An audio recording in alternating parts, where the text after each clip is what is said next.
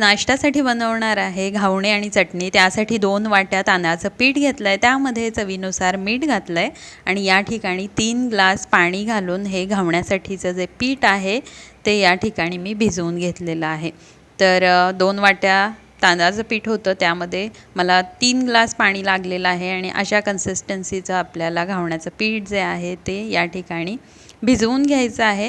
तर घावण्यासोबत आज मी चटणी करणार आहे खोबऱ्याची। तर त्यासाठी इथं फ्रेश असं खोबरं जे आहे ते मी इथं चिरून घेतलं आहे, शेंगदाणे, कढीपत्ता, मिरची, लसूण आणि कोथिंबीर।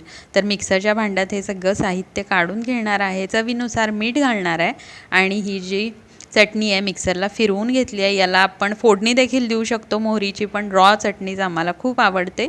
या ठिकाणी गरम तव्याला थोडंसं तेल लावून घेतलं आहे नारळाच्या शेंडीनं आणि त्याच्यावरती हे घावण्याचं पीठ जे आहे ते पसरवून घेतलेलं आहे। तर पीठ प्रत्येक वेळी पसरवून घेताना आपण ते ढवळून घ्यायचं आहे, कारण तांदळाचं पीठ आहे त्यामुळे ते खालीच बसलेलं असतं, वरती पाणी असतं, त्यामुळे पूर्ण छान ढवळून पीठ घ्यायचं आहे आणि मग तव्यावरती ते छान पसरवून घ्यायचं आहे। तर नाश्त्यामध्ये मला घावणे आणि चटणी खूप आवडतं आणि अगदी झटपट बनवून तयार होतं। तर या ठिकाणी जाळीदार असे घावणे खोबऱ्याच्या चटणीबरोबर खाण्यासाठी तयार आहेत। आजचा व्हिडिओ कसा वाटला जरूर कळवा। बाय।